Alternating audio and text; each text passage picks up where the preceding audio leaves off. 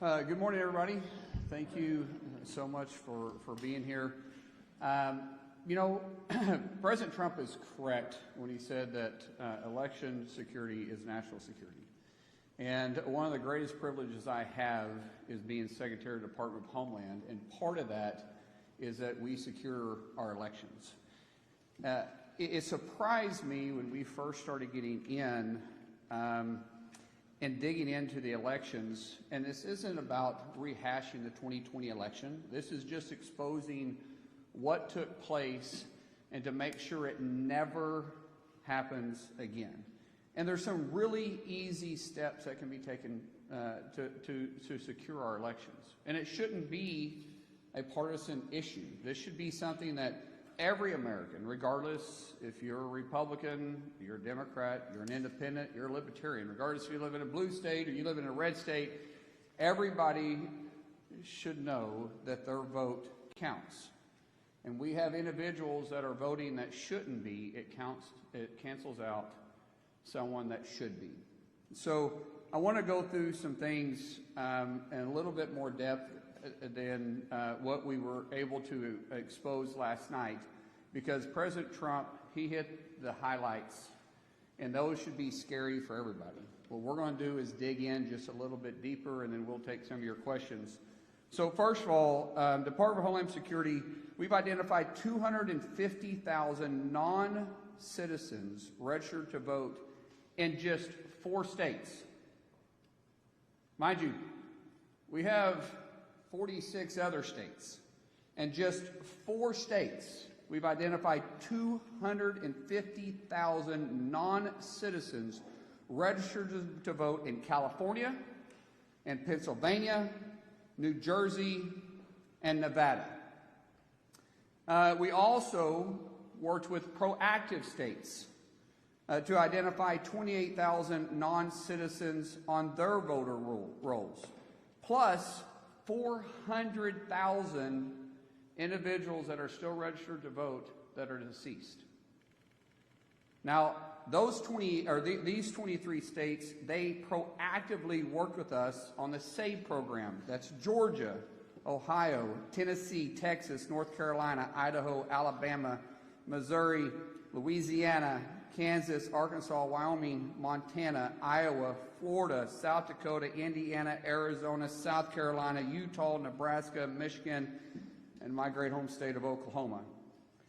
What's interesting to me is we're getting pushback from activist judges that are saying that, hold on, the SAVE Act or the SAVE program, they are trying to put a stop to. Currently, because of the SAVE program, we have a pending appeal because activist judges are saying what? They don't want to secure our elections? Once again, how is this a partisan issue? This shouldn't be a partisan issue. This should be that any judge and any God-fearing individual that loves this country should want to make sure that our elections are secure. And we have created inside DHS the SAVE program that allows states to proactively look at their rolls. And so when you have 278,000 individuals that are non-citizens registered to vote, plus 400,000 that have already been identified just in 23 states, what can we find? We have all 50 participating with us. We know, talking about our machines, we know for sure that our foreign adversaries, not our allies, foreign adversaries have parts that are vital pieces in our voting machines. We know that they can access what they consider the key to the back of these machines. We know that they can change voter registration and your vote. We know it's possible. There's not a question. It's not even for debate. One thing that I love about numbers and I love about facts is they don't lie. This isn't something that I'm trying to tell you to spin a narrative. This is what is going on. And what we are saying is that every state should partner with us to work to secure this. Once we identify the problem, everybody should be informed. Working with Secretary Lutnick, we are going to make our security enhancements mandatory, meaning that if these states want a grant and they want to be reimbursed to work or to run federal elections, they're going to have to implement security issues. Just security issues. We're not trying to get into anything else, but we're saying that the machines have to be secured and that your voter registration list needs to be scrubbed. We need to make sure that individuals that are legally able to vote are voting. We know that Iran hacked our state voter files and attempted to compromise, is the best word I can use, our systems where military members used to vote. So we're working with Secretary Hegseth and the DOW to safeguard those systems and protect our military voters. What's frustrating again in this is that the Biden administration knew this. And our intel community knew this. And not only did they withhold it from President Trump in his first term, but they withheld it, it looks like, President Biden in his term. They withheld this information from the public. They withheld it from Congress. That should never happen again, and because of President Trump's leadership, we're not allowing that to happen. We're telling the American people not to scare them, but to ensure them that we are watching it. We're taking it serious. We will secure our elections. Underneath President Trump's directive, he has gave Department of Homeland Security and myself the tools and the resources we need to secure the elections. But we have to have the states partner with us. If they choose not to, then the voters should hold them accountable. When I was sworn in just over 100 days ago by President Trump, and I can tell you honestly, I haven't quit smiling. I think this is the greatest job that I could possibly have. I said at that time that I'm going to fight for your yard and your backyard like I do mine, regardless if it's a blue state or it's a red state. Department of Homeland Security isn't just keeping you safe on your streets, but we're keeping our voters safe and our elections safe. But we can only do that if we have full participation. Right now, as I said, we only have 23 states participating with us. Out of just 4 blue states, to repeat that number, we found 250,000 non-citizens registered to vote. So for us, we're going to take proactive and reactive measures. At President Trump's direction, our cybersecurity team in CISA will release an updated election infrastructure plan, and it'll be public within 30 days, meaning that'll give the states the resources they need to help from the cyber side. From us, if they participate in the SAVE program, we'll provide the resources and training to support state election integrity. We're not trying to change the outcome. We're trying to make sure that American people can trust our voting system. Real ID does not prove citizenship and does not give you the right to vote. You must be a U.S. citizen and you must be eligible to vote.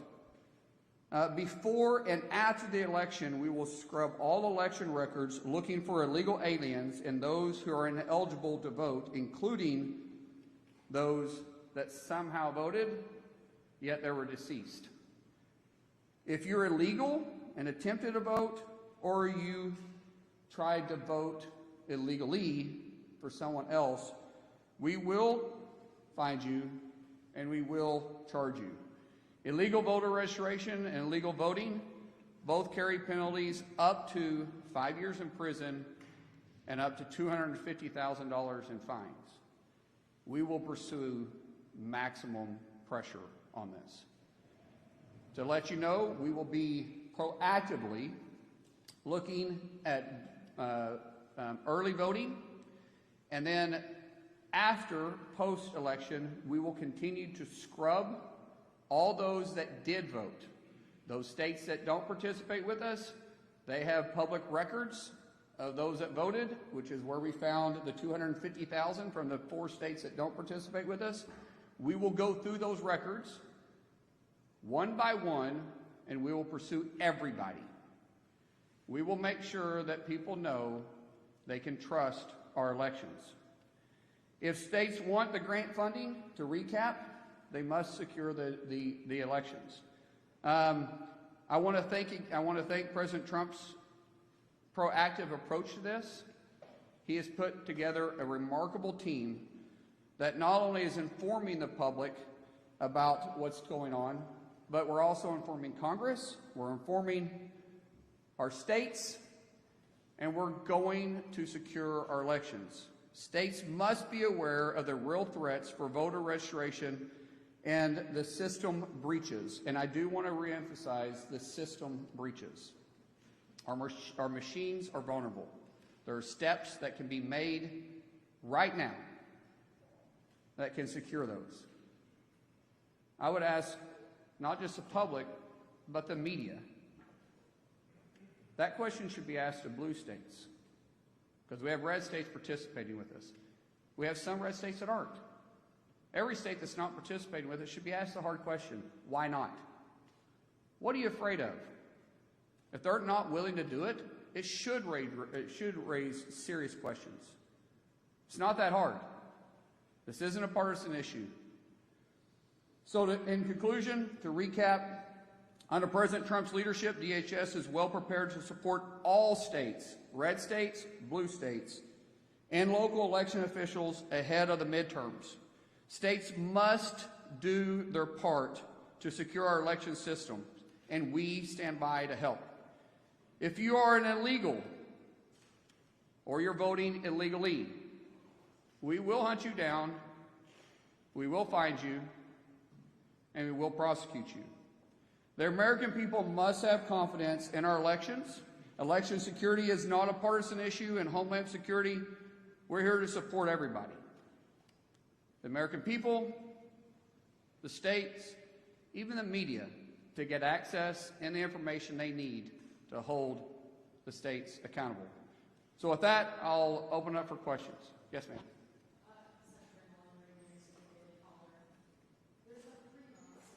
I think I like the Daily Caller better than the Daily Mail. I really don't like the Daily Mail. Yeah. There's not 3 months until midterm elections. I'm sure people are watching President Trump's speech last night, watching their remarks today, and are feeling uneasy about casting their vote in the midterm elections. Can you ensure that the midterm elections will be secure? First of all, great question. Thank you. When we start talking about can we ensure that the midterm elections are going to be secure? Yes, we absolutely can build confidence in the American people, but the states have to do their part. I will tell you, if the states that choose not to participate with the SAVE program and they choose not to participate in securing the elections, we will make sure that we make those states a priority to look at who voted in their states and hold then the election officials accountable. If the election officials, once we gave them the information they need to secure their elections, and they chose not to, then those individuals can also be held accountable by fines, by penalties, and even, depending on how far it goes, prison time. Let me get the follow-up question, and I'll get to you guys. Hold on one second. Yes.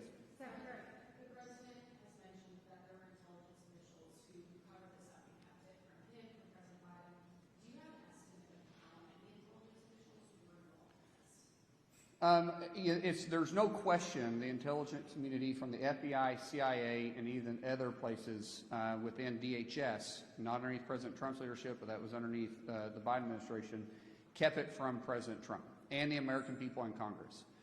We are currently going through those lists. We will hold each one of them accountable. Some people aren't here. Some people are no longer in the agencies. Those that are, we will be held accountable. Those that abused their role in this will definitely be held accountable, because there is no excuse if you purposely disobeyed the law and you purposely went around statute, then you have an accountability. You have a legal reason to be held accountable. Yes, sir. Yeah.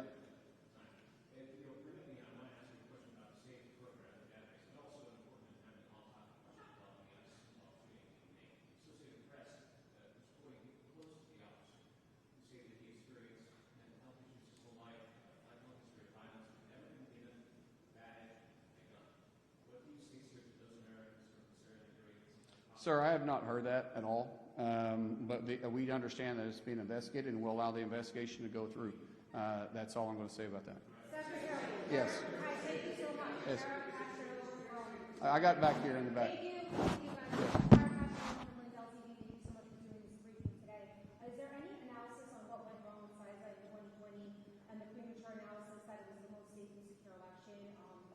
It's now being revealed that obviously it was not. Will Chris Krebs or anybody that was involved in that premature analysis be held accountable? Everybody that purposely misled the American people, abused their power and their authority, and decided not to continue doing their job will be held accountable. What does that accountability look like? I don't know. Is it criminal? We'll pursue criminal charges. If it is not criminal, we'll make sure you never work for the federal government again, and you never have the ability to have a clearance again. Yes, right here. I will look this way next, I promise. Some of your numbers, you had 278,000 non-citizens go on voter rolls. Any indication of how many people actually voted, or the 400,000 are actually deceased? Any indication, total number of people that did vote, and what is your ballpark for how many of these people actually voted in terms of voting? So those that we've identified, the 278,000 non-citizens and the 400,000 deceased, we are now going through that record. We're standing up a department in DHS. Heather Honey, who is doing a great job exposing all this and working with the team together. Joe Edlow with USCIS and other teams. We are going through these files one by one. And one, identifying the individual. Two, did they vote? And three, where did they vote at? That's a hard, it's easy with states that participate. So the 28,000 that we identified with the 23 states that are working with us, that system can be very easily exposed, all 28,000. The problem is an activist judges now have put a hold on it, and so we're pending the case. Once it's turned back on, we'll be able to move fast. The 400,000 or the 250,000 in the just four of the blue states. Meaning, what were the states? So I got it right. California, Pennsylvania, New Jersey, and Nevada. Those are going to be a little bit tougher because we're going to file paperwork for FOIA, even us, to try to get that information from the states. But we will. I don't care how long it takes. We will go by this one by one, and everybody that did vote illegally, we will prosecute. We'll bring up for prosecution. Yes. By the way, it's very smart wearing a red dress because you catch everybody's eyes with the right clothes. Same thing with what color shirt is that? Peach? Orange? I don't think that's orange. That's peach. That's definitely peach. My first question for you is, given that left-wing lawmakers like CBS already suggested that the president's entire speech last night was discredited, it seems like the blue states will not participate in your efforts. So how do you plan to respond to that? And then my second question, on the traffic stops, did the president know about that decision before he made it, and what we did for him?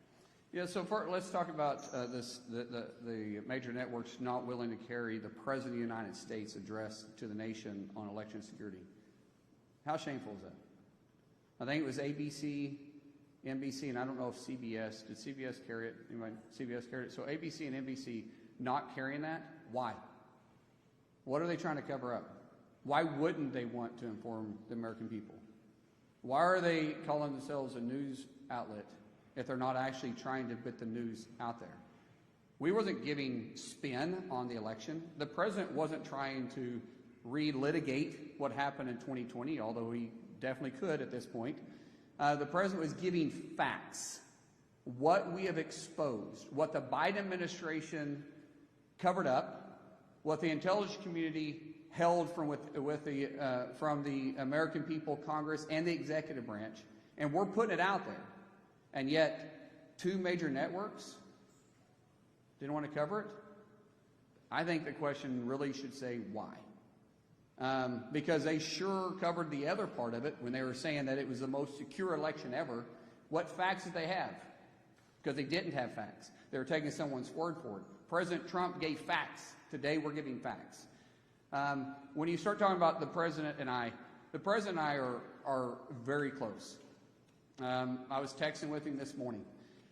He and I are there's no daylight between us and the enforcement. In fact, we have ramped up our enforcement and our arresting illegals. Just to give you some numbers on this so everybody knows, and I want to get them correct, so I brought them with me. Last year total in 2025, we deported, now these are not including self-deportations. These are just ones that we had to go through, that we had to arrest, we had to go through the system, and we had to deport, and they tried to stay inside the country, and they had no legal status to do it. 442,637 total deported last year in 25. To date, well, these are yesterday's numbers. We have 403,294 that we've done in 2026. Our arrests are up. We're hitting single-day records every single day. But what we've done is I've turned down the temperature of the stove to try to get it correct without boiling over. We're trying to perfect our ability to work with local law enforcement, state law enforcement, and get illegals and criminals off our streets. 70% of the arrests we do daily are felons or have pending felony charges. 70%. We should all be able to work together with that. Total removals is 3 million. Total removals, 3 million. 1.4 total aliens have been, since we've been put in place, have either volunteered to be deported, yet we paid for them, or we forced them. But as I said, total removals have said, hey, we're leaving the country and did it on themselves was over 3 million. Yes.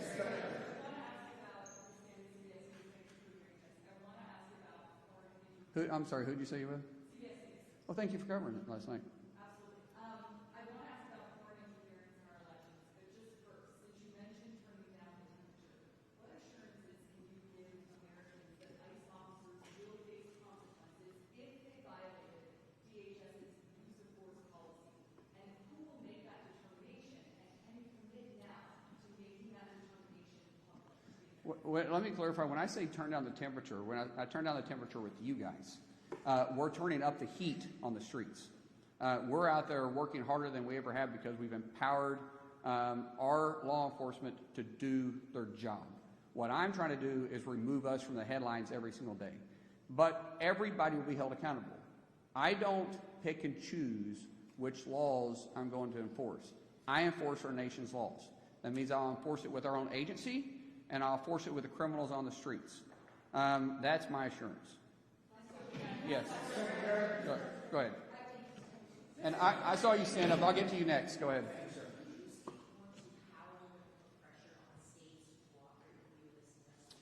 Yeah.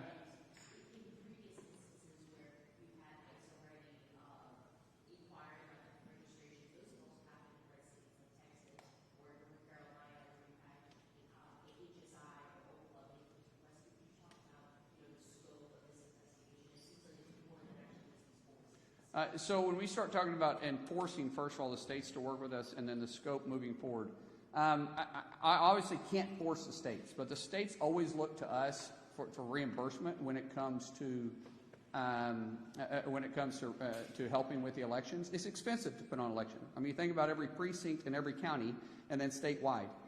We are not going to spend taxpayer dollars reimbursing a state that is refusing to secure their elections. And we're not saying do it alone. We're saying we're going to help you. We're going to give you the tools to need it. We're going to give you the training to need it. We're going to give you the funding to do it. We're going to expose the vulnerabilities, and all you have to do is use that information and the finances and the training we're going to give you to secure it. If you do it, we'll reimburse you. If you don't, we won't. Last question. Hold on, I'm getting the guy right there in the back. Thank you, Mr. Secretary. Neil W. McCabe, Middle America's Voice. What are your former Republican Senate colleagues telling you? Are they in a mood to oust Majority Leader John Thune if he refuses to pass the Save America Act or can't figure out how to pass the Save America Act? I haven't heard that at all from the Senate saying they're willing to vote John out. John is a good friend of mine. He's a good friend of most people in there. Now, there's a difference of opinion. I think the SAVE Act should be passed tomorrow. I think it should have already been passed. There's no excuse for it not being passed. However, he has a vote problem. There's a number. Leader Thune supports the SAVE Act.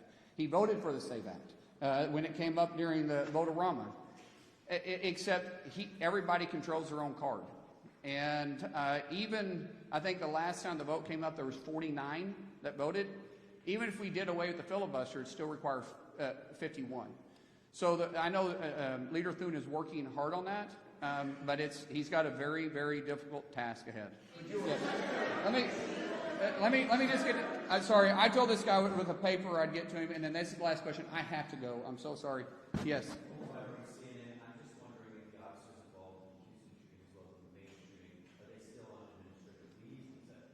Why any investigation that is going through, I don't care which law enforcement, I don't care if you're local PD, if you're county, if you're state, or if you're federal. When there's a shooting involved, standard practice is that individual goes on administrative leave while the investigation is going through. And we do it the same way. So thank you guys so much. Appreciate it.